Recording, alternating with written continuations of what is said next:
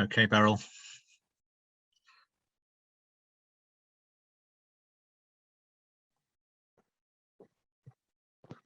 Right, okay, yeah.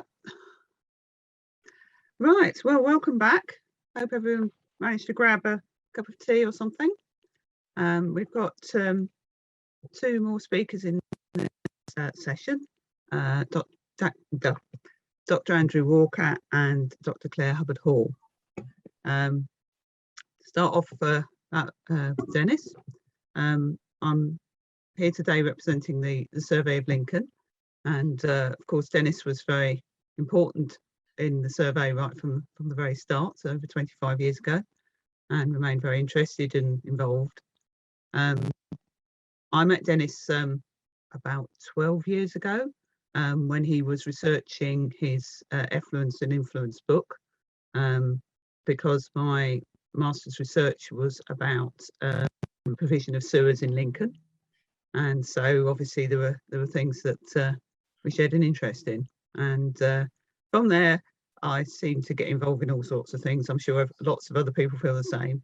You know, you'd suddenly find an email from Dennis in your inbox and you didn't know quite what it was going to be on next, but it was always interesting, and he was also very good at getting people to do things, but that is great. That's not a problem at all. Right, so to introduce Andrew, Dr. Andrew Walker was the Vice Principal of Rose Bruton College between 2010 and 2020. Before that, worked at the University of Lincoln, which is where we met him from, and that was from 1992. He's series editor of the Survey of Lincoln booklets on the neighbourhood and now thematic volumes, which explore, as you know, the history of the city from the point of view of its buildings and form and all that sort of thing, the visible and underground heritage. And Andrew is speaking today on the Buildings Application Database, specifically interrogating the growth of a city, exploring Lincoln's Building Applications Database, 1866 to 1914. So if you're ready to go, Andrew. Thanks very much, Beryl. Now then, F5. Just trying to get on screen the can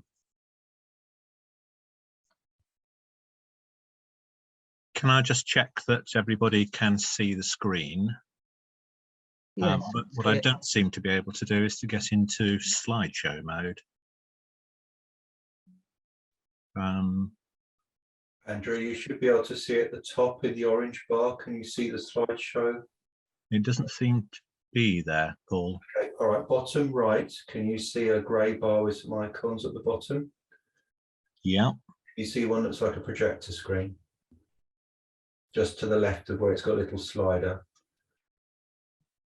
So bottom right of your screen, that's near where your cursor is. Here?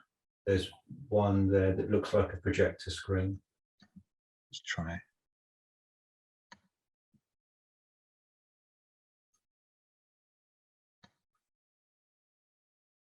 No.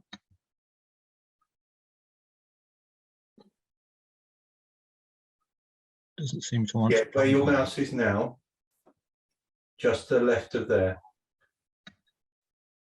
That's the speakers. No, it's just above there. Ah, okay. That's it. Next one along. Next one to the there right. We go. There you go. Right, thank you. Sorry about that. So, as Beryl has said, interrogating the growth of a city, exploring Lincoln's building application database. A little bit, I've extended the chronology slightly, so we will be going into the 1930s towards the end of the paper.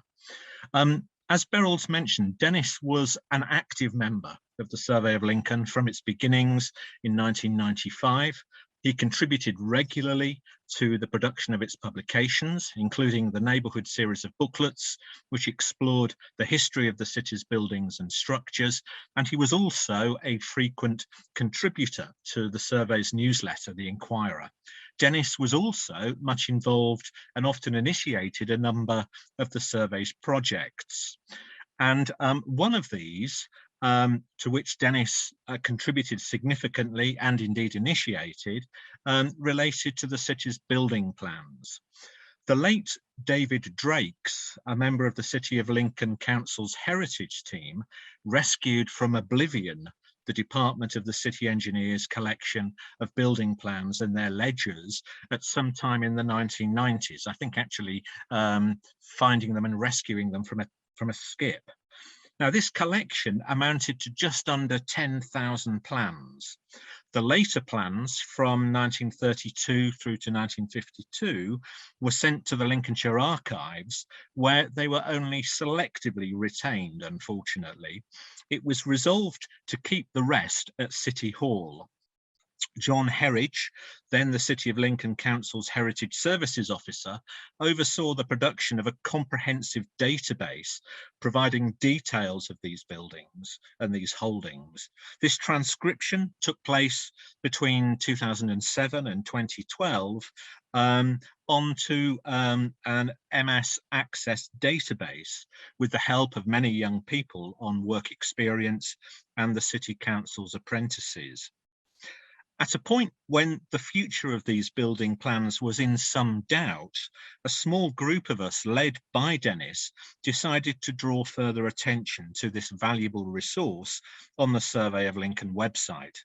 With Dennis, John Herridge, Jeff Tan, Beryl and myself set to work producing a section of the Survey of Lincoln's website, providing access to the database set, which was produced by John, and providing a range of contextual information and details of further literature about building plans more generally. So this slide gives you some idea of the subheadings within this section of the Survey of Lincoln's website, which explores the building applications database. So you'll see, in addition to the Lincoln material, there are also some comparison points with the case of Worcester through the work of Dr. Janet Dunleavy, and also comparisons with other cities, most notably Bradford and Leicester. Now, the building plans of the city were transferred from City Hall to the Lincolnshire Archives in 2014, where they can now be accessed. Now, some of Dennis's later articles, both for the Survey of Lincoln and the SLHA's magazine Past and Present, often co-written with Dennis's daughter, Victoria, drew upon the content of some of the building plans, especially in their work on the Swan family. Now, in this paper, I'm going to draw upon some of the content of the Survey of Lincoln's website, which examines these plans, and then I'm going to undertake some analysis of the database's content in order really just to demonstrate a few of the ways that this information can be used in exploring the development of a city. So the building application records. Now, this series of records was compiled by the City of Lincoln Engineers Department, starting in 1866, when Lincoln rather belatedly adopted the Public Health Act of 1858. Now, this system of building control continued in use until 1952, after which the current town planning system was initiated under the 1947 Act. Now, the focus initially was on the sanitary aspects of development, which included a request on the application form for details of building material, distance from the frontage of the site, the height of the building, the form of drainage, both rainwater and wastewater. So this is an example of such a form, a little bit of a close-up of part of that, just to give you an idea of some of the questions that had to be answered. Now, all types of development required the submission of building applications. So this included not just housing, but factories, workshops, commercial, agricultural, educational, and religious structures. And each completed application form was to be accompanied by the requisite number of site plans and building plans and elevations to make it clear as to what was intended. And here you have an example of such a plan. Now, these in themselves are quite attractive drawings, usually coloured and with particular colours indicating particular aspects of the structure. So here, brick walls are in brown, for instance. Pink or carmine is for tiled floors, yellow for wooden floors, and so on. Now, names of architects or builders, in addition to owners, are usually attached to the plans as well as to the forms, which makes it possible to study the professional work of architects and the influence of developers within a city. And as you'll see here, I've listed some of the names that appeared most regularly between 1866 and 1900. And what is striking is the volume of work that many of these architects and architectural companies are undertaking. And actually, it's quite striking that within Lincoln, architects and architectural firms seem to be much more involved in residential developments, sometimes of quite a their colleagues in the city of Worcester, for instance, where they tended only to be involved in the development of rather more middle-class Victorian and Edwardian villas. And on occasion, these applications would be sent back for further revision or approved with conditions attached. Now, during much of the 19th century, in many expanding industrial urban centres, the quality of workers' housing was invariably very poor. In rapidly growing towns and cities, workers and their families tended either to occupy parts of older, neglected, large properties in urban centres, previously occupied by middle-class residents who'd moved to more salubrious suburbs, or they were living in newly built, cheaply constructed housing, often served by rudimentary, ineffective drainage systems. And a common urban house type constructed in many northern and Midland industrial towns and cities, particularly in the first half of the 19th century, was back terraced house. Often constructed by speculative builders, back-to-back housing was arranged in rows with houses at the front and back, each one room deep. The rear houses in such rows would face into courts with shared privies and water provision. The courts were often accessed via a tunnel from the houses facing the street. And court housing developed in the centre of Lincoln by the middle of 19th century in areas such as Waterside, the Drapery, and the High Street. And here, just off Sinsel Street, so this is Gadby's Court. So as seen from Sinsel Street, for those of you who know Lincoln, this latterly gave access to the city bus station. This gives an indication the layout of such courts drawn from the plans incorporated into George Giles's report that Rob mentioned a little earlier. So here the pink or the carmine are the buildings, and you'll see some of the other facilities, limited as they are, in the various other colours. So privies are in green, and dust holes, ash pits, manure and piggeries are in red. So one pump here serving the needs of 13 houses. Now, major health problems, not surprisingly, arose as a consequence of this type of housing provision.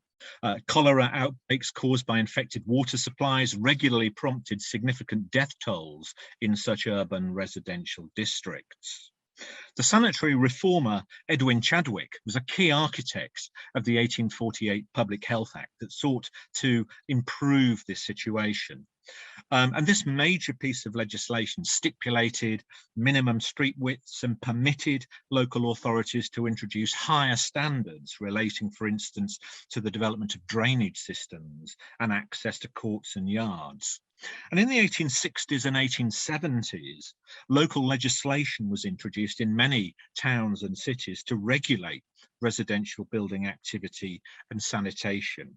Gradually, this began to forbid the construction of back-to-back housing and removed some of the worst types of unsanitary housing. Much of this local legislation was informed by both the Public Health Act of 1848 and the Local Government Act of 1858, the latter of which provided much regulatory detail relating to the construction of new housing. So guidelines were issued called the Form of Bylaws, which stipulated, for instance, that all carriage streets must be 36 feet wide. There had to be 150 square feet of clear space at the rear of each house, and so on. Now, new model bylaws were produced in 1877 and were widely adopted following the passing of the Conservative government's Public Health Act in 1875, introduced the Home Secretary, Richard Cross, appointed by the Prime Minister of the day, Benjamin Disraeli. Now, this act required all new residential construction to include running water and an internal drainage system. The act also compelled local authorities to appoint a medical officer and a sanitary inspector. Now, through the development of this legislation, there was, as Martin Daunton has observed, a move from a residential style that was cellular and promiscuous to one that was open and encapsulated. So courts with communal space and shared sanitary provision were being replaced with individual houses that were private and self-contained spaces. The building controls that enabled this change, argues Richard Dennis, represented the triumph of middle-class values, with the regulations introduced and implemented by largely middle-class councillors, the sweeping away of enclosed courts and alleys, the building of open-ended, connected residential streets enabled not just improved health and sanitation provision, but also the construction of urban residential districts that were visible for inspection and, crucially, for policing.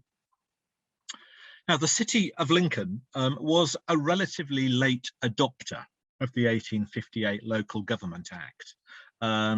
Not surprising, it seems to be a relatively late adopter of most things during the Victorian period. In early 1866, a special meeting of Lincoln Town Council took place to consider the implementation of this legislation. A detailed report of the debate was published in the Lincolnshire Chronicle in February 1866. And following a lengthy meeting, the Act was adopted by 17 votes to 5. And the meeting had been convened as a consequence of a requisition signed by 500 of the city's most prominent ratepayers, calling upon the council to consider adopting the Act. During debate, concerns were expressed at the city's high death rate, 29 per 1,000, which was 6 above the level at which government could interfere to enforce the Act. It was noted that where towns had implemented the Local Government Act, all had reduced their death rates. And several council members had, prior to the debate, visited the towns of Worthing and Croydon, which had successfully implemented these measures associated with the Act. Now, the principal advocate of the Local Government Act in the debate was Alderman Richard Harvey, who, not coincidentally, I think, was a medical doctor and had been 3-time mayor of the city. He noted that nearly every town in the country had adopted the Act, and even many of the most populous villages had done so. And all of these places, he asserted, were far ahead of Lincoln as regards the powers of local government. So the poor quality of the city's housing provision was highlighted. Comments were made about the poor quality of the tenements of the city, the courts uphill with homes with no back windows, the open drainage channels, and the housing with one privy for 30 people. References were made to Sinsel Street with its courts within courts, the backyards and alleys of the waterside, the houses on High Bridge, which were more fit for rabbit warrens than human habitation, and the conglomerate mass of ill-built dwellings, stables and slaughterhouses on Waterside South. So the poor state of Lincoln's housing, and more particularly its sewer provision, had been the focus of earlier political attention, which had culminated in an extensive and damning report in 1849 following a cholera outbreak in the town. So this report and proposed sewerage scheme was produced by the eminent civil and sanitary engineer George Giles, who Rob mentioned a little earlier, although it's notable that his plans were not implemented. And of course, Dennis wrote about Giles's scheme and reproduced his map and plans in Effluence and Influence, published by the SLHA in 2015. Now, several councillors admitted within the debate on the Local Government Act to changing their minds regarding its adoption. Alderman Ward had opposed the adoption of the Act in a Lincoln Town Council debate in 1859, but had altered his view, he stated, largely owing to the recent rapid growth of the city's population. And the Lincolnshire Chronicle report explained to its readers that the 34th clause of the 1858 Local Government Act enabled the corporation to exercise its control with respect to the levels, width and construction of new streets, the sewerage thereof, the security of walls, the prevention of fire, the ventilation and drainage of buildings, and the provision of water closets. And it was also stated that builders were required to submit all of their plans for examination and approval to the corporation. Now, a few observations, though, arising from the late 19th century newspaper reports are worth making regarding the list of building plans produced by Lincoln Corporation. It's clear that not all of the plans deposited, even where the buildings concerned were constructed, actually conformed to the plans.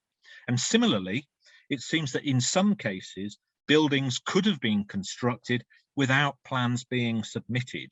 And in other cases, where plans were deposited, these were on occasion considered after the point at which construction work had actually commenced.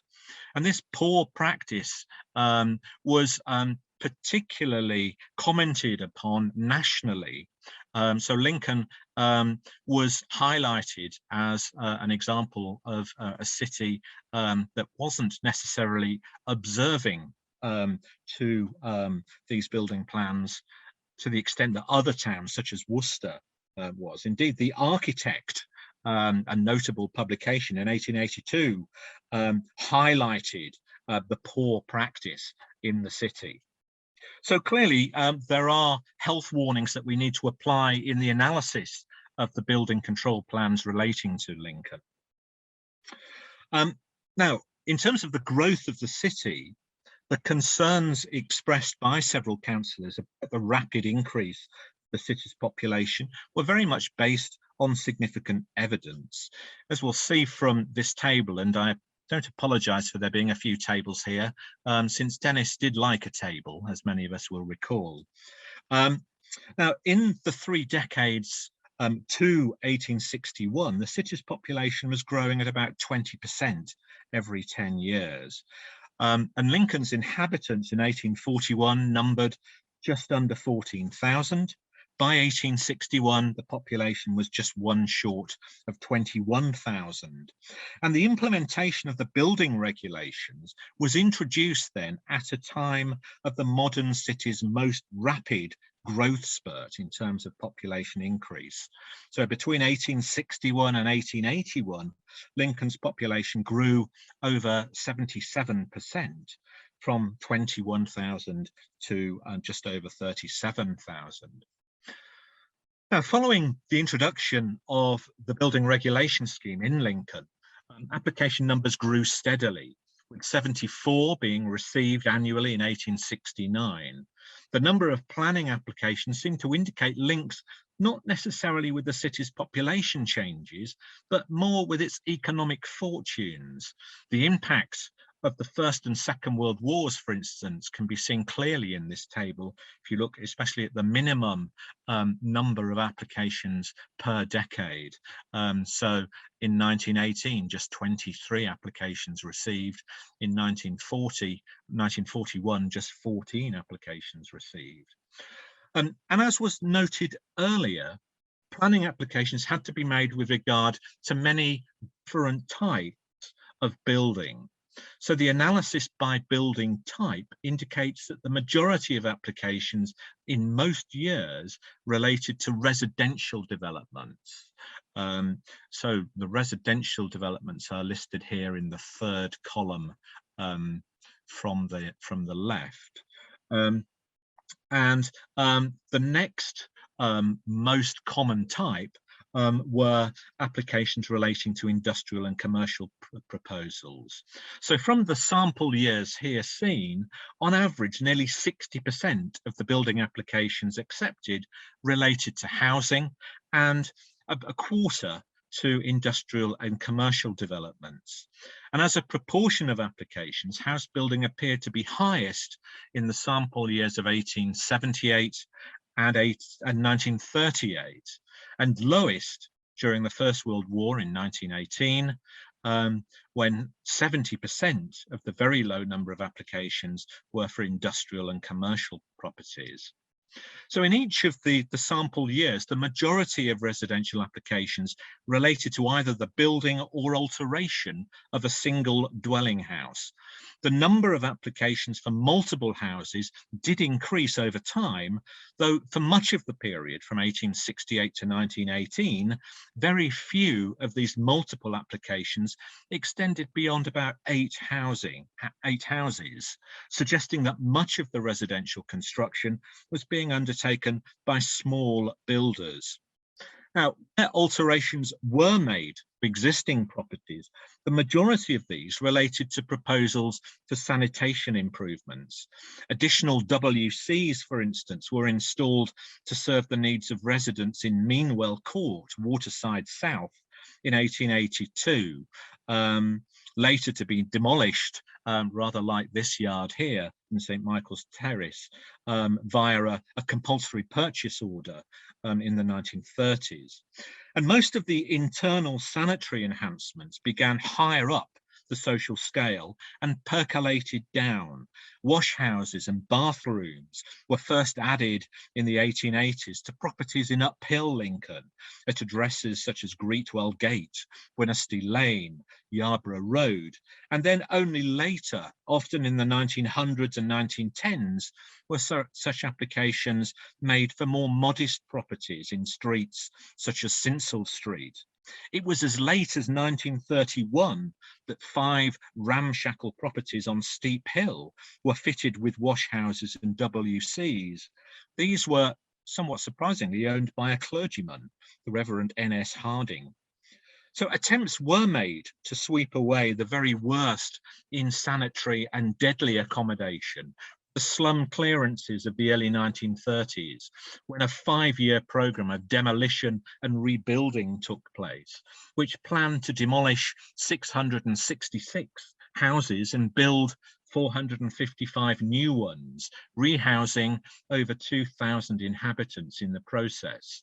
And this concentrated on clearing some of the residential areas off the High Street, in Sinsel Street, the Waterside, and the Drapery, which is an area behind the Strait and steep hill, where many of the very worst courts and yards were destroyed. So you'll see actually that the original plans were exceeded in terms of the slum clearance programme. So with the coming of the bylaw housing and the implementation of the building regulation plans, the quality of new working class housing in the city in the final third of the 19th century was undoubtedly superior to that built in the earlier part of the century. And an analysis of building plans from one small working class neighbourhood can shed a little additional light on residential building patterns. So I'm turning attention briefly here to one neighbourhood at the south of the High Street. So we see here the northern edge of the South Common. So this is the High Street, and we're looking at this area here relating to streets such as Shakespeare Street, Gibbison Street, Little Bargate Street, and Spencer Street. Now these were built in the 1870s. They were developed in the period roughly from 1875 to 1880. Queen Street and Spencer Street first appeared in trade directories, for instance, for the year 1877. The remaining streets were listed in trade directories of 1881. And of course, the trade directories were usually published a year earlier than their specified date.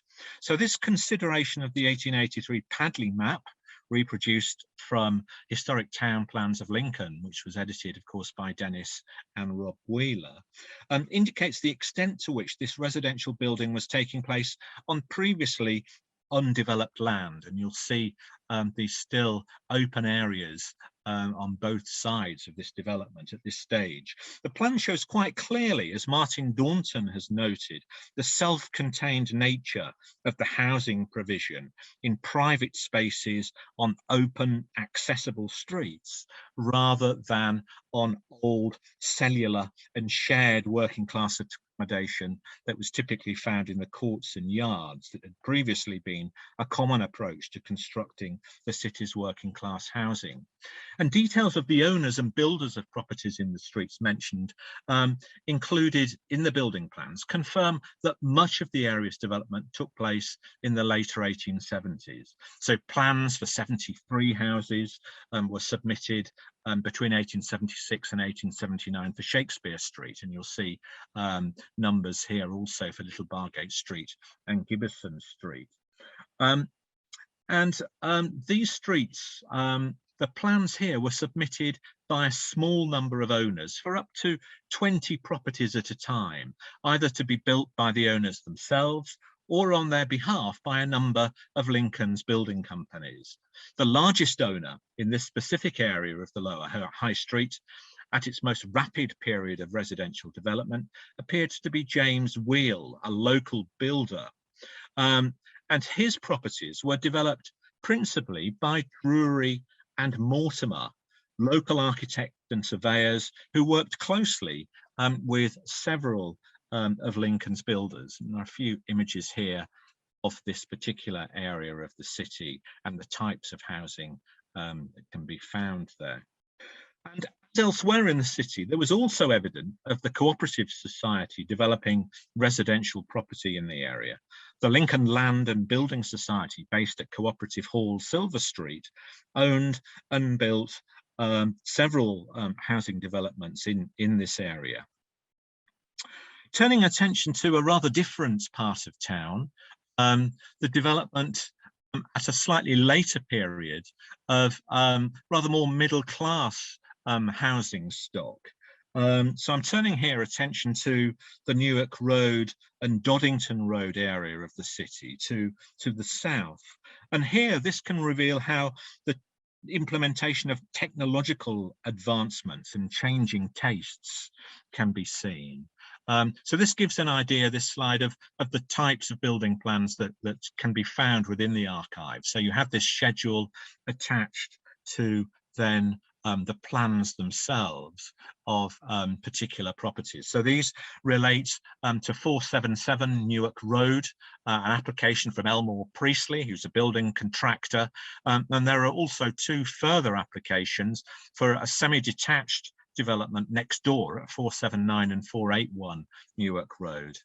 The Alliance of Street View allowed me yesterday to find these two properties or these two developments side by side. You'll see that 477 Newark Road has been developed a little further since the plan was first submitted. The first bungalow mentioned in the building applications database was found in 1931 on Nettleham Road. Over the next decade, 44 bungalows were built in the city, mainly in the southern suburbs, with 11 built in Rookery Lane and 7 each in Doddington Road and Booton Park Road. And these tended to be built individually. There was only one application for more than one bungalow between 1921 and 1931. And several local builders became known as specialists in building bungalows. J.R. Hawkes built 10 in this period. F. Challons constructed 7. And relatively speaking, the bungalows seemed to be a particularly popular residential building type among a relatively new section of the home owning population, independent, unmarried women. Of 15 properties that appeared in the Lincoln building plans in the 1920s, 3 were submitted by unmarried women. And from the building plans data, it seems that clusters of property owned by unmarried women could be found in the first decades of the 20th century, uphill in the Nettleham Road area, and to the southeast of the city as well. You'll see a number here in the Skellingthorpe Road, Highcombe Road, Booton Park Road area. Another focus relates to the coming of the motor car. And unsurprisingly, the coming of motor car had an impact upon the content of building applications, particularly from the upper echelons of Lincoln society by the early years of the 20th century. Applications to build what were variously called motor sheds, motor car houses, and motor garages were submitted in the first decades of the 20th century. From some of the city's most prestigious addresses, amongst the first proposed motor shed applications to be considered was that of the city's mayor, Councillor Charles Pennell of Eastcliff Road in 1900. The city's doctors were also quick on the act, putting in applications for motor garages, the first being Dr. Burgess of Cannock Road in 1912. Now, some alterations to houses were requested in order to house the new motor car. Now, whilst we're used to garages being converted into additional living space and bedrooms, in the early 1930s, there were requests from uphill Lincoln, where space at the front of houses was at a premium, for sitting rooms and dining rooms to be converted into garages. This was certainly the case, for instance, in James Street and Drury Lane, although rather more common was the request to convert stables into garage space. So whilst by the 1930s, most properties in developing middle-class areas of the city, such as the Doddington Road neighbourhood, were being built with a small single garage, this had not been the case with earlier properties. So consequently, as car ownership increased, so did the submission of plans for garages or parking spaces. Some 13 such requests, for instance, were made relating to Doddington Road alone between 1935 and 1952. And many sectional or prefabricated garages were built. You'll see here that this was part of a national trend. Where space didn't allow individual garages to be built, many blocks of lock-up garages were approved in the city during this period. So, by way of conclusion, time doesn't really allow a fuller analysis of the builders and the architects mentioned in the building applications database, but I hope I've demonstrated some of the ways in which this tremendous historical resource can be used to add to our knowledge and understanding of the developing urban scene in the late 19th and 20th centuries, plotting both technical innovation and application, as well as social change. And as was so often the case, Dennis actively encouraged myself and others to interrogate this primary source, one that he had done much to ensure remained readily accessible through his skillful management of this particular project, conducted under the auspices of the Survey of Lincoln, an organisation to which he contributed so much over its first 25 years. Thank you very much. Thank you, Andrew. That was very interesting. Do we have any questions in?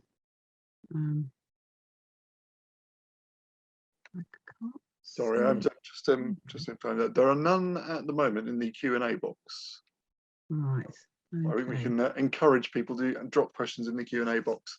Yeah. So if you'd like to ask a question, please do so fairly rapidly, please, so we can get that answered.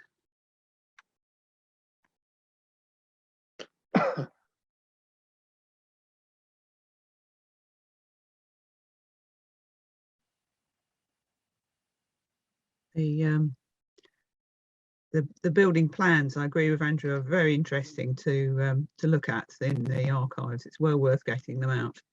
And of course they differ in artistic style over the decades as well. So you'll find ones done completely differently in the 1920s to say the I don't know 1880s or something, and it's very interesting to look at them. And the calligraphy too changes over time, doesn't it? Oh yeah, so very nice. Here we go. Right, we've got a question now from Shirley. Oh yeah. I don't know if you can see that, Beryl. But so Shirley just says, were there other cities which had similar series of building plans, Andrew? Yes, there were. Dennis did a little bit of a comparative analysis for the Survey of Lincoln, and certainly there has been work that's been published, for instance, on building plans in Bradford and Leicester, two cities which had building plans implemented quite a while before Lincoln in the 1850s. And of course, obviously, the housing provision in those two cities was even more problematic than it was actually in Lincoln.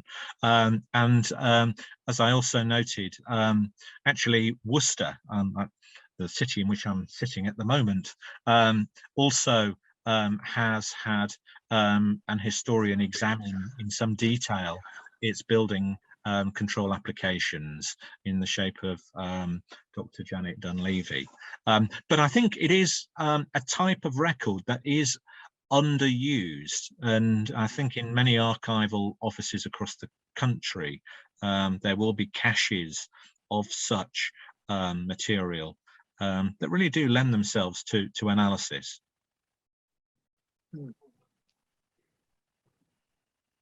Right. Yes. Oh, hold on, there is another question. Bear with me. I think there is.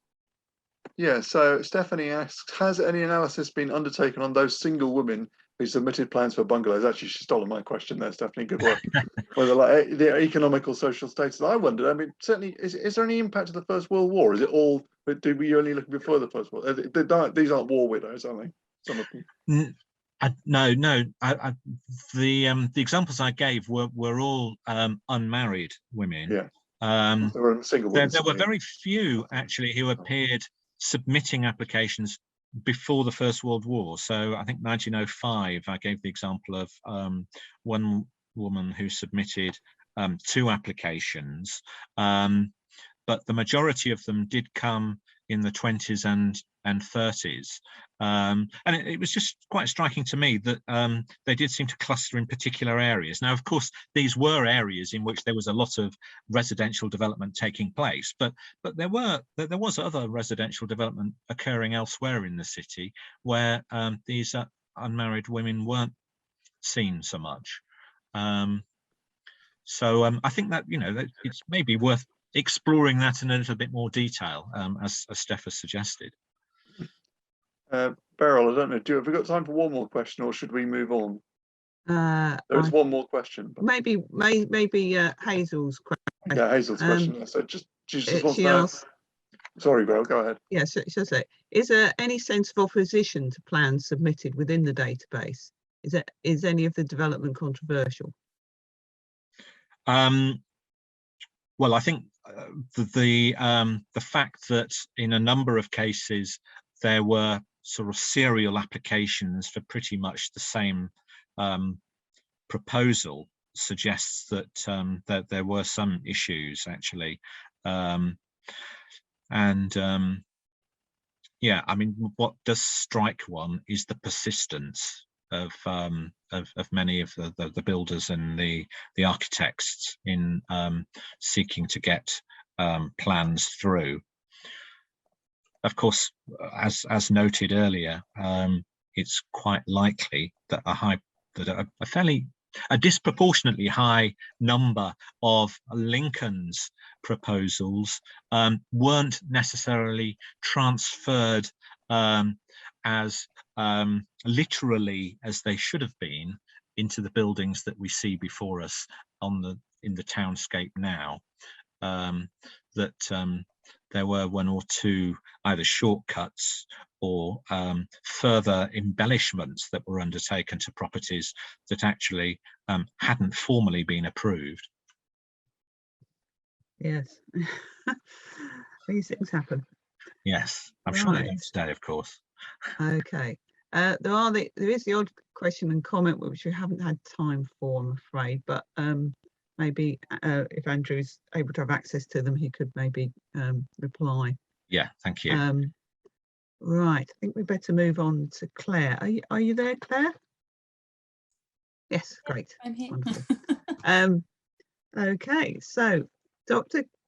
Claire Hubbard-Hall is the Programme Leader in Military History and Postgraduate Study at Bishop Grosseteste, get it right, University. She specialises in Second World War intelligence history with a particular focus on the intersecting of secret warfare and wartime society.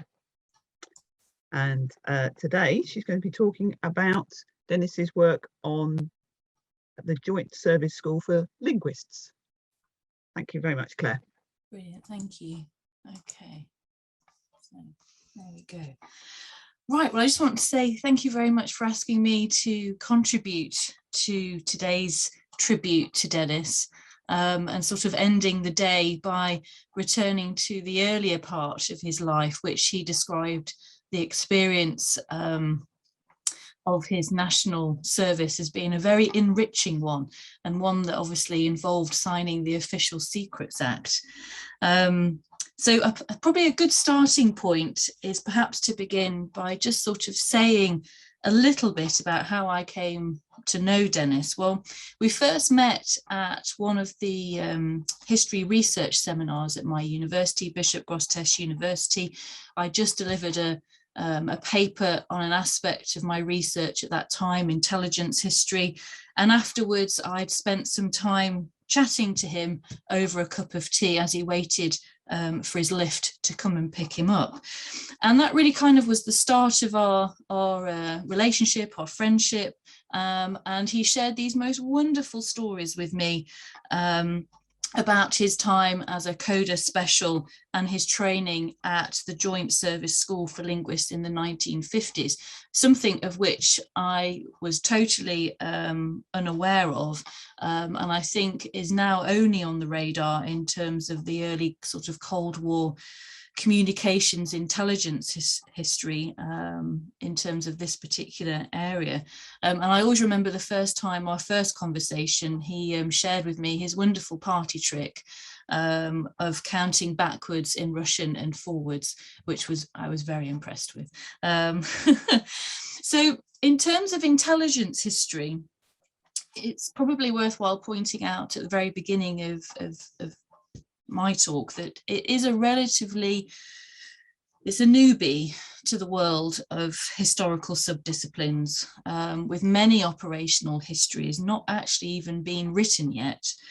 So it's for this very reason that Dennis and his other fellow Russian linguists in their senior years were obviously extremely conscious of taking ownership and providing a very first draft of the history of the Joint Service School for Linguists and the Coda Special Branch.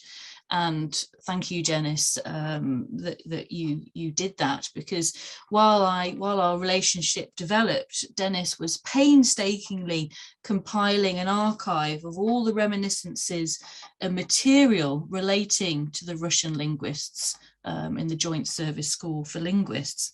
And he did an absolute phenomenal job, of which I have a copy of the collection on a CD, which he kindly gave to me. And he was absolutely thrilled when the Imperial War Museum informed him that they would act as custodians of the collection.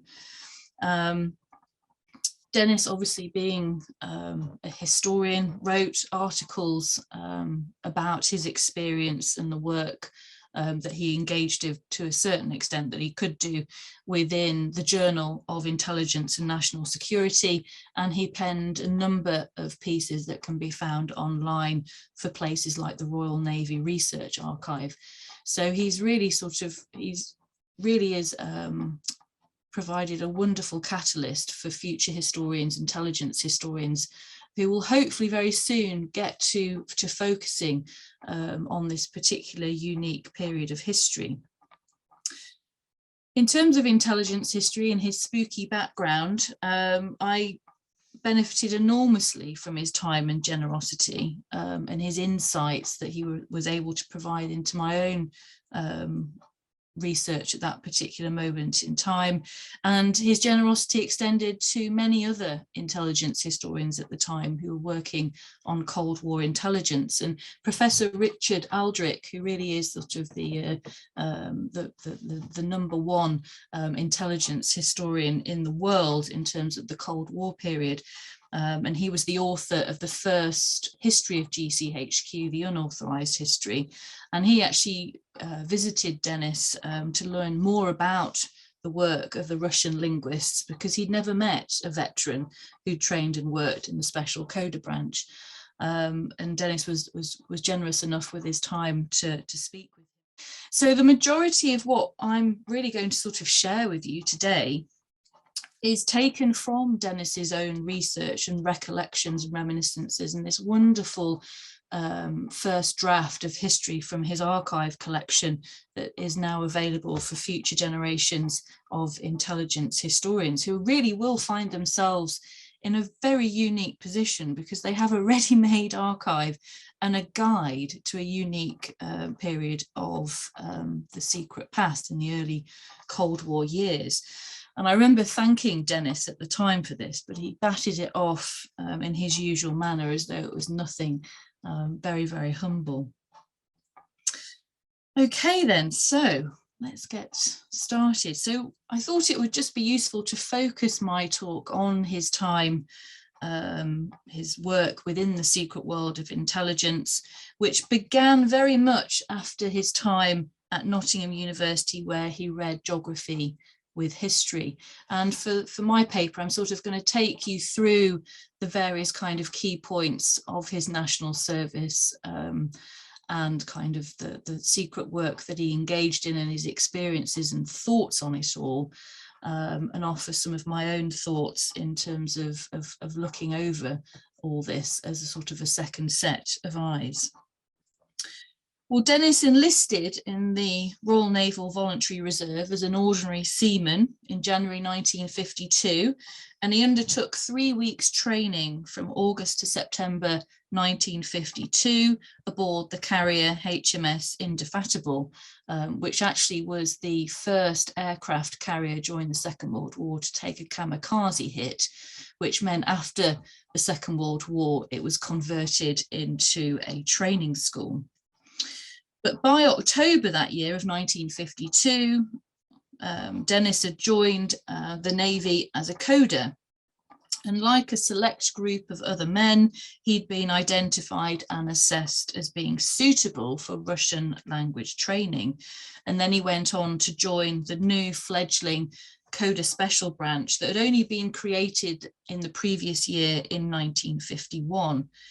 And the branch took national servicemen like Dennis and other notable alumni, such as Alan Bennett, historian Martin Gilbert, who wrote a lot on the Third Reich, and the former Radio 3 and Proms boss, Jos Drummond, and trained them all up as Russian linguists. Now, each branch of the armed forces had their own training sites. The army was based near Bodmin, the RAF at Salisbury Villas in Cambridge, and the Navy were located at Coulsdon Camp near Croydon from 52 to 54. In 1956, all these 3 schools then merged together into one collective covert spy school, which was based at a former Royal Naval Air Station at Crail in Scotland. And after conscription ended in 1960, each of the arm of the forces took charge of their own provision for the remainder of the Cold War. We've got this wonderful photograph, which was extremely small. I've just managed to blow it up enough to still have some definition in it, but you can see Dennis, who is standing second from the left. And gosh, don't they look so young there in that picture. So Dennis was inducted into the secret world of signals intelligence, known as SIGINT in spy speak, at a time when relations between Britain and Russia were at their coldest. Now, the achievements of Bletchley Park and the network of Y stations during the Second World War had really proven the value of communications intelligence work. However, a year before the war had ended, there was a growing realization by the Joint Intelligence Committee of the Chief of Staff that they had a problem on the horizon. There was a shortage of Russian speakers in Britain. So they had a huge problem on their hands, and a problem that had to be solved pretty quickly. And it was resolved, but only after the war had ended. And Dennis, like so many other special coders, translators, and interpreters, offered this solution. It's probably worthwhile commenting on the political landscape as well of the immediate post-war years, the backdrop to which Dennis is entering into his national service. Well, as soon as the war had ended, British intelligence operations had been scaled back, right back down to pre-war levels. But come 1948, they had begun to expand again. This was a response to the growing threat of communism on the continent. In 1948, the communists had taken power in Czechoslovakia, and Hungary followed the following year in 1949. The Soviets had demonstrated their nuclear capacity that same year with the explosion of the first atomic bomb. Western intelligence was taken completely by surprise. And as a consequence, what we saw is a knee-jerk reaction, which saw the British and the American intelligence services completely upping their game accordingly. The Korean War, which began in June 1950, provided a further stimulus for Britain to adapt to the growing threat of communism and Russian influence. And in September 1950, an extension of the National Service Act was pushed through Parliament in a hurried bid to increase the period of training from 18 months to 2 years.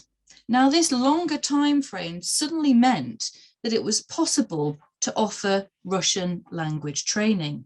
Men could be now trained, and those who qualified put to work as translators. The Ministry of Defence's core aim was the creation of a reserve of men trained at invisible spy schools who could be mobilized if war broke out with Russia. Now, throughout his research, Dennis had managed to identify that there were around 24 intakes of men between the years 1951 to 59.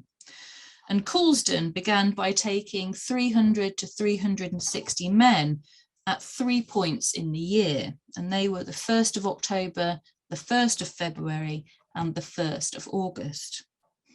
Now, what should have happened in the recruitment process is that men deemed suitable were identified by the service interviewing officers, who were charged with asking each man identified as a potential Russian linguist whether he was prepared to take a language course.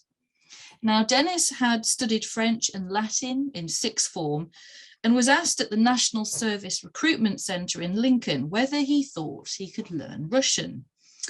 Now, as he told me, the question came very long after his lunchtime, and as a consequence, he was extremely hungry and rather irritable.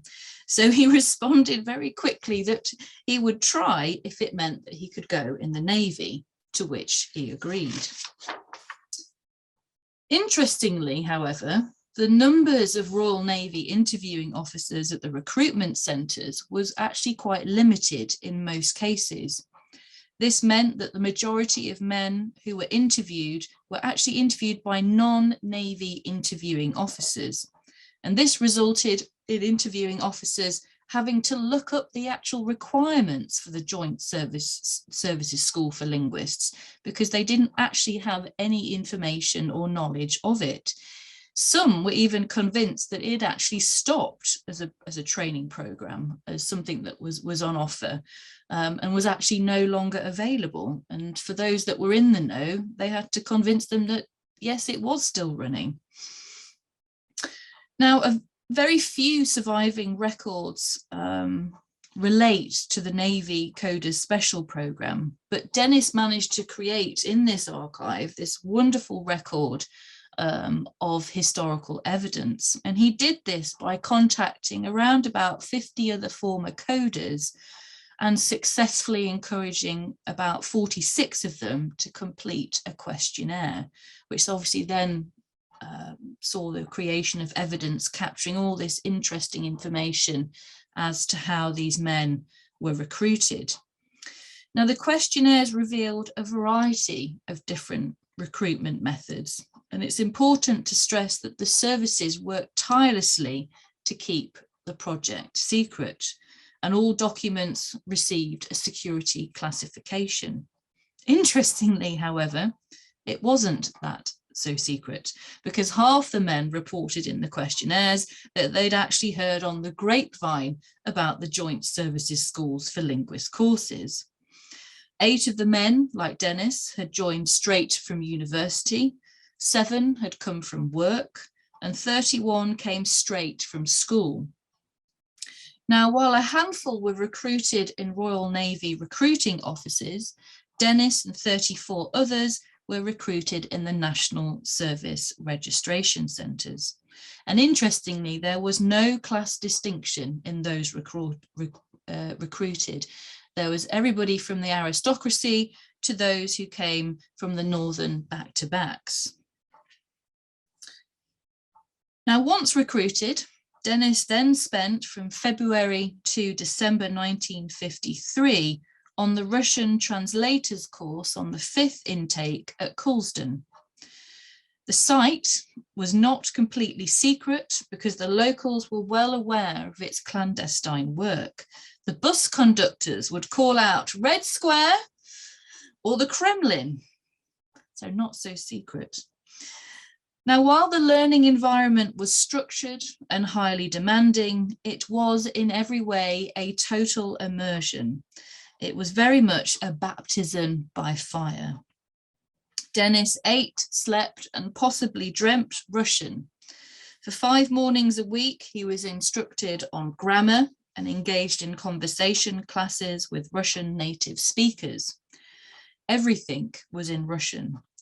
And in addition to this rigorous spy schooling, Dennis also attended afternoon classes. He watched films, attended lectures, and even singing classes. And this process lasted between 6 to 8 weeks, and it was hard going. Many remember the relenting toil and the very brief periods of respite, with leave permitted only at either Easter for 2 weeks or in August, alongside some time at Christmas and in the new year. Now then, this linguistic language training happened all alongside the general military training, and Dennis would have had a serious amount of homework also to complete. Inevitably, this meant with the military training that a certain amount of it that the other servicemen received was left out, because there just simply wasn't the time to fit it into the day. So Russian students like Dennis were looked upon in the Navy as being undesirable and unconvincing sailors. And the term egghead midshipman was also used. And Dennis repeated to me, which you won't find in the literature, that he was also, they were referred to as educated bastards. Sorry for the expletive there, but you can probably imagine Dennis saying that. So interestingly, they were neither sailors nor students. And this resulted in a kind of in-between collective identity. And evidence of this can be found within the archive collection created by Dennis. Now, those that passed the first progress test went on to the School of Slavonic and East European Studies at University College London to train as interpreters on a 1-year course. And they probably could not wait to leave the cold barracks at Colston that were extremely sparsely furnished. And Dennis recalled the barrack huts having no more than 2 chairs, certainly not enough for the 15 to 20 men. So, but I think probably it's safe to say that however demanding the course or the secret classroom learning environment and the conditions that they were living in at Colston Camp, Dennis was spurred on, like so many others straight out of university, by the opportunity to continue his academic studies during national service. But the environment in which he found himself at the Joint Services School at Colston was very different to that of Nottingham University. Security was paramount in the hermetic environment, and the commandants at all JSSL sites impressed upon its students the need for security and the dangers of careless talk. And the Joint Intelligence Committee did not want precise details of the scheme to become public knowledge, but they did accept that it would become common knowledge that the government was training national servicemen like Dennis in Russian. The Russians, of course, knew what was going on, and the government was concerned that the Russians might actually succeed in penetrating the courses themselves. And the Russians did succeed, because the Soviet spy Jeffrey Prime, who was outed in the 1980s, actually passed through the JSSL at Crail in Scotland. So after language training came radio training, and Dennis spent January to April 1954 as a leading coder special at RAF Withell near Birmingham. Now, unlike at Colston, secrecy was rigorously maintained at Withell. Here he signed the Official Secrets Act, and his family and close friends were carefully vetted. So here, Dennis learnt some radio theory, military Russian, but the main focus was very much practical, listening to and taking down selected Russian encrypted radio messages, whether there was static interference or not. And he spent many, many hours taking down groups of numbers. But he did manage to engage in free time activities while he was there, such as taking to the stage and acting, taking on the role of Uncle Titus in The Devil's Disciple. And you can see him here. He's got his arms crossed on the front row, far right. A fabulous photograph there. Something which he actually neglected to tell me during our conversation. So this was a great find that I found within his archival collection. Following on from that, from June to September 1954, Dennis is then employed on intelligence gathering from Soviet radio traffic at the shore station HMS Royal Albert at Cuxhaven in Germany, located at the mouth of the River Elbe. He told me the work was pretty tedious, it was boring, and it was long hours. And much of the traffic, interestingly, that he collected was forwarded on to GCHQ for analysis. And most of it was not actually naval, because he collected a range of signals generated by the Soviet Air Force, the Army, and even the KGB. Not all of it was encrypted, because there was some plain language that was used for things such as weather forecasts or pilots reporting their movements on a bombing range. But perhaps the most interesting material that he collected was, of course, sent via teleprinter to GCHQ. Message pads and tapes were couriered via the sister US listening operation at Bremerhaven. And interestingly, GCHQ at this time, the cryptographers there had very little success with the Russian high-grade naval ciphers at this time. And during his time at Cuxhaven, he recalled an interesting event that occurred very late in September 1954. And many years after the event, he actually managed to piece together what had happened with his former watch officer, Clifford German. And he writes, quote, "Clifford German had been informed by Bremerhaven that some Russian warships were sailing in our direction down the Norwegian coast, just outside national waters, and was given the appropriate frequency to monitor closely with his watch. We also had radio direction finding equipment in a hut on wheels positioned top of the nearby Elbe embankment to give it a good view.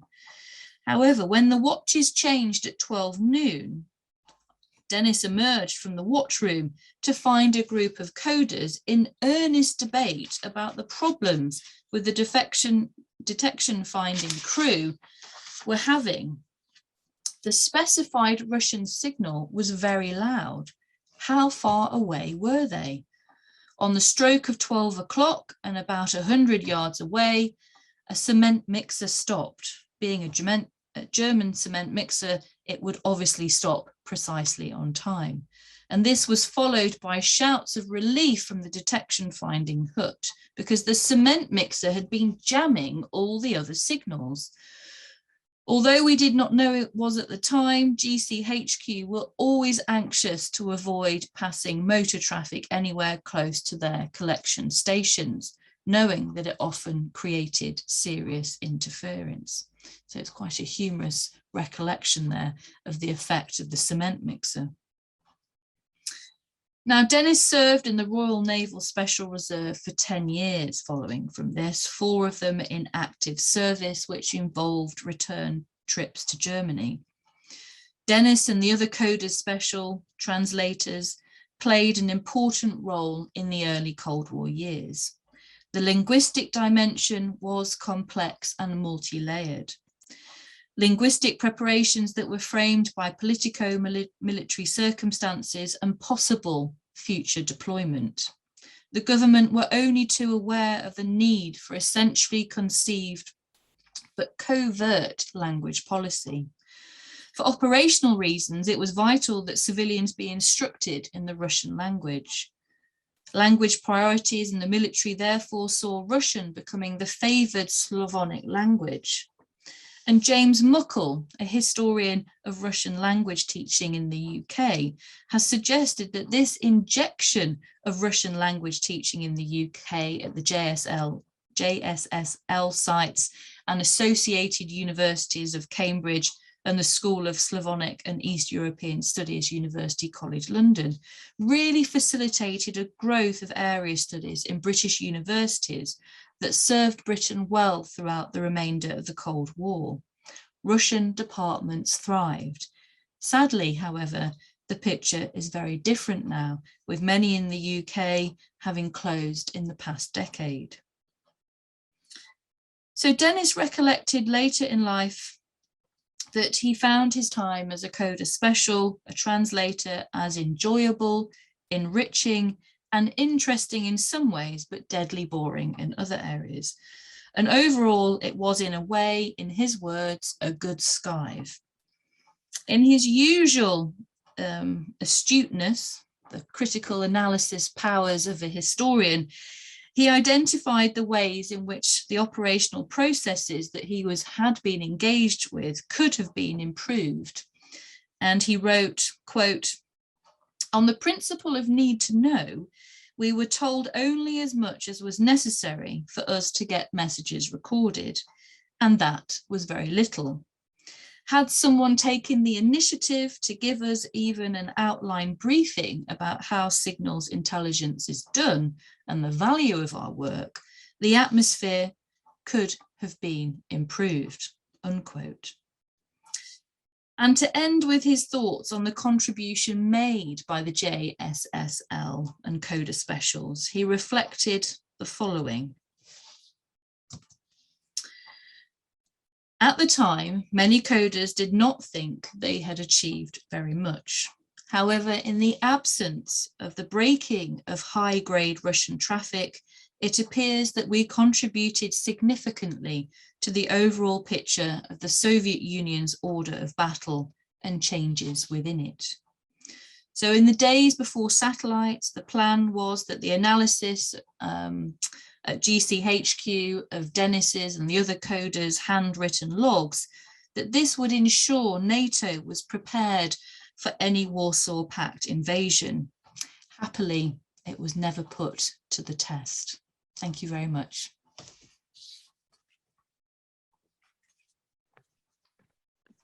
Thank you very much, Claire. Can't see any. Ah, that's it. Can't see anything. Right. Okay. I'm trying to see whether we've got any. John Mills has got an interesting comment. Shall I read it out? Sometime later, a Russian trade delegation, lost in the centre of Leicester, was assisted with the usual precise directions by Dad in Russian. Fantastic. They thanked him and hastily departed from this obviously dangerous character, with a very dodgy cover story about being there to visit his mother's parents. Fantastic. Great. Thanks, John. That's great. I think interesting. I think there's a lot more. Obviously, the records, some of them are still classified as to the, in terms of the codes that went to GCHQ and were finally sort of made sense of, especially around things like the Buster Crab affair, when they did actually pick up, coders, translators did pick up Russian messages at the time, but they're all still classified. So I think there's a lot more to come. Well, at least there's something there to work from, isn't there? Absolutely. When things become available, that's the important bit. Yeah, absolutely. And he made sure that great. that happened, which, thank you, Dennis. Yeah, it's so important to make sure that things are preserved when they need to be. Absolutely. Okay, do we have any questions or things in the chat? Not at the moment. Oh, Valerie Coyne says, my father was in signals at the same time in Germany, but not Russian decoding. How did the Russian fit into the general situation? Not quite sure. about that.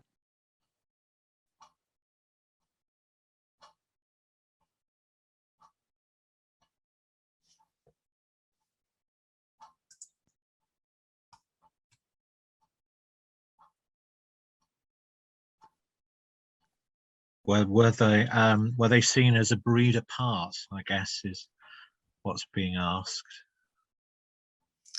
As in the men like Dennis, in terms of, oh well, I mean within the Navy, I mentioned in the talk in the sense that there was a split between the actual sailors and then, you know, the coders, the translators, the interpreters that went through the JSSL process. And even the interpreters, obviously, because they had a year's further training at either Cambridge or the Slavonic Studies, University College London. But yeah, they were seen. It's a funny identity, really, in the sense because they're going through a military program of national service, yet they aren't engaging in, I guess, all of the military training that the other national servicemen would have done at the same time. It's an academic training, schooling, instruction, and I guess the level of security and secrecy is also that barrier, in the sense of why they have to be, there has to sort of be a separation. Yeah, it's an interesting, it must have been an interesting process to go through as a young man, for sure. Yeah, that's great. Okay. Oh, message from Valerie. Thanks, Claire. That's what I meant to ask. So that's great. Thank you. Okay. Right. Well, if there aren't any more obvious questions, hang on. If there aren't any more obvious questions, I think we probably thank you very much to Claire and to Andrew for your brilliant contributions, and you know, sort of virtual clap for him. And if we could move to Professor David Stocker to wind up the afternoon. Thank you. Thanks very much, Beryl, and thanks for chairing. Okay. Thank you. I'll just move straight on then, shall I? Yes. Please, thank you. Right, you are.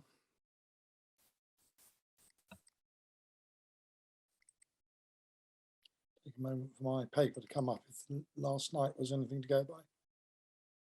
Come on.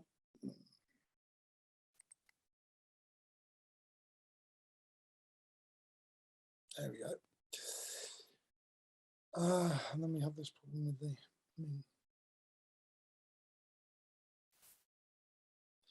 Right.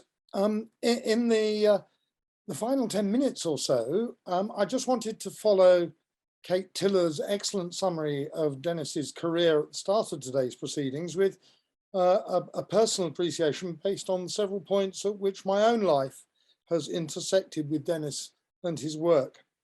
I'm very aware that Nigel Goose did precisely the same thing with his perceptive review of Dennis's work in the SLHA's 2011 celebratory volume. And indeed, I noticed that Ken Redmore has put the details of that in the chat. But I know a good idea when I see one, and I'm not too proud to imitate someone else's good idea in a circumstance like this.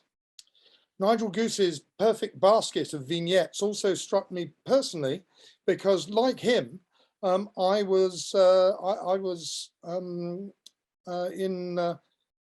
in Cambridge in the mid-1970s.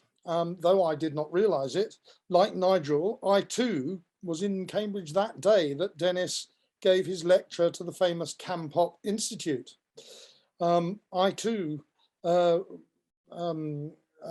if I'd gone to it, I would have heard what a wonderful piece of work it was. But unfortunately, in those days, I was rather hostile to the Campop, and it seemed to me that I wouldn't be better placed turning right rather than left. And as I came down Trumpington Street, and I'm going into the Fitzwilliam Museum, which is where the side of the street that I've spent the rest of my life on. I wish I had gone to hear him now, because I would have been initiated much earlier than I was into this sort of historical analysis. Cambridge historical positivism, it was called when I was an undergraduate. I think it's what Kate Tiller called the scientific approach to history. It was on everyone's lips when I was there. My Tudor and Stuart module seemed to be dominated by detailed studies of bread price indices. So I should have gone to hear Dennis's, but I'm afraid I didn't. I now know, of course, that I missed a chance to hear about the use of data mapping in local history long before the database.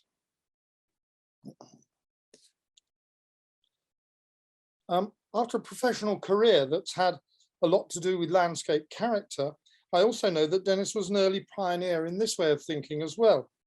His interest in ideas about the character of past landscapes actually began with his MA, which dealt with Northern Kesteven and was published as long ago as 1958. His paper, which was republished in the important volume on the right here, which brought papers together in 1973. And I think this book has been unjustly overlooked. That volume was conceived by Dennis. He selected the papers, and most importantly, he wrote the introduction. For my money, this short piece of writing of his remains one of the most lucid explorations of the interdisciplinary study of landscape since the war, combining as it does archaeology, historical geography, and economic history. Even if it has been overlooked by somewhat by local historians, it has been influential on the whole generation of archaeologists who went on to develop a very influential analytical technique based on similar ideas, now called historic landscape characterization. Furthermore, as Kate mentioned, there is a direct line between Dennis's 1958 publication through this HLC project into planning policy.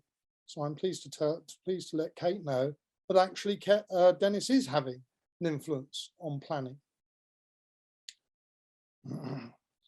Amongst many other examples of his application of this enlightened interdisciplinary approach, which I would say was considerably ahead of its time, Dennis chose to investigate particularly rural textile industries. Here, in his studies of South Nottinghamshire, he united material culture studies with statistical evidence.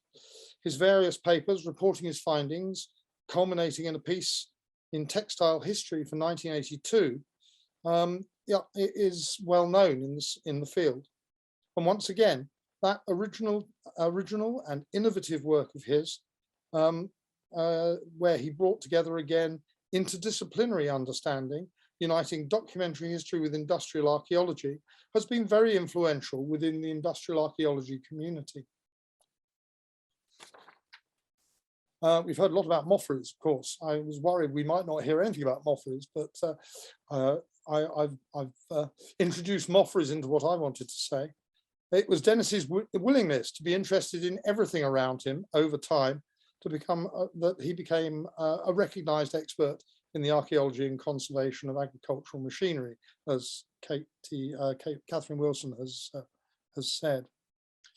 When I returned to live in the county in 2007 and bought a former farmhouse at Thorpe on the Hill, I acquired my own collection of items of ancient agricultural machinery.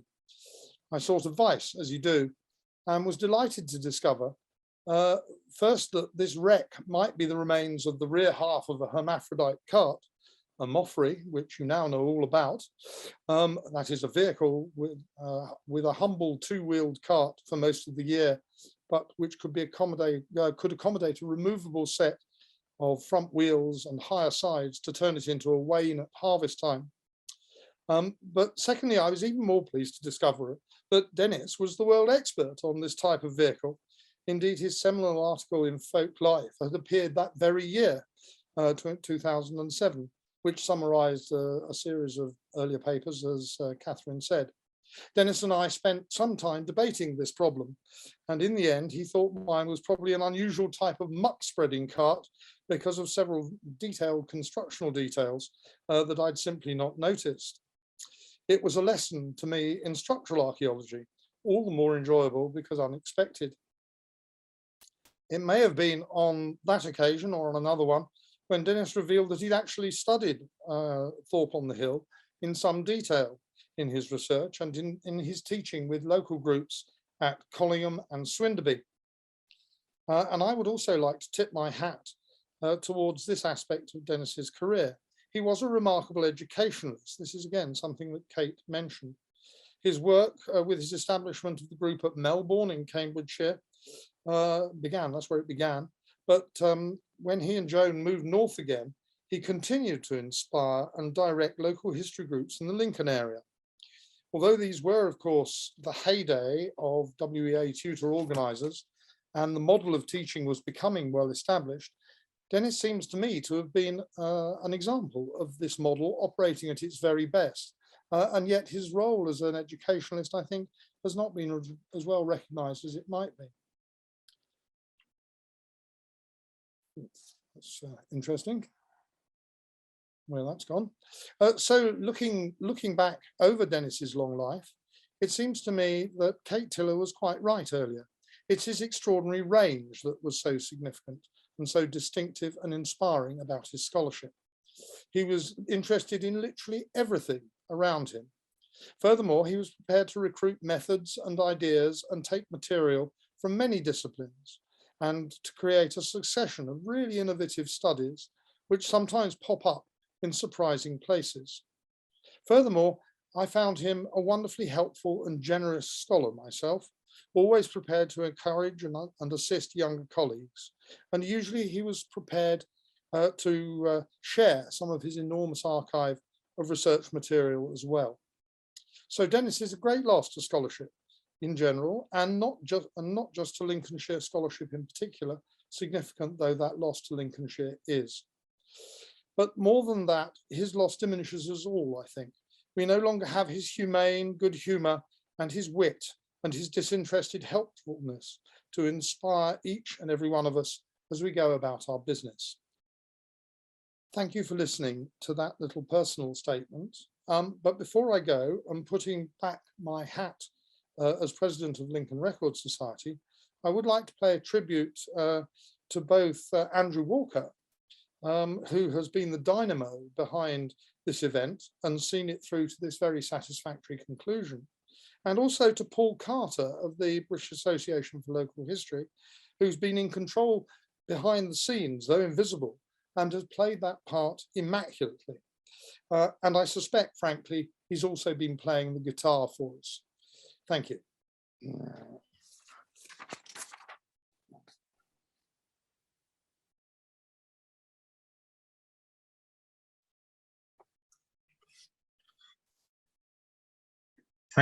Thanks very much, David. That was a great way, I think, to end the day and to summarise the many sides of Dennis. And I think we've tried to cover most of them during the day. And it's been great just reminding ourselves of his tremendous contribution over so many different aspects, which I think have been reflected today.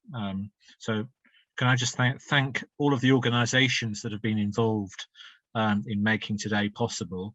And as David has said, I think particular thanks to Paul Carter for keeping us on the straight and narrow, technically speaking, which has been very reassuring. I think there are a number of points coming out of today for us to reflect on. And I hope that we will be able to produce some sort of further legacy relating to Dennis's work, in part arising from today. So we will keep everybody informed of that. So thank you, everybody. Particular thanks to members of Dennis's family for being here with us today. And I hope that you've found out things about Dennis that perhaps you didn't know. So a point that I pondered earlier on, particularly in the sections where we were discussing open and closed villages, was the point that Kate made about Dennis adding rather mischievously the poacher gamekeeper dualism.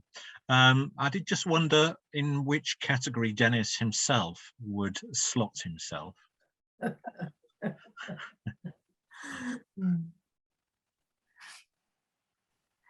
Can I just say thank you very much to everybody who's been involved in today. It's been a thoroughly worthwhile exercise, I'm sure, and I speak, I'm sure, on behalf of everybody to say thank you very much to all the organisers and everybody responsible for such an inspiring and, to a degree, emotional day, remembering a man that we knew and felt so strongly about.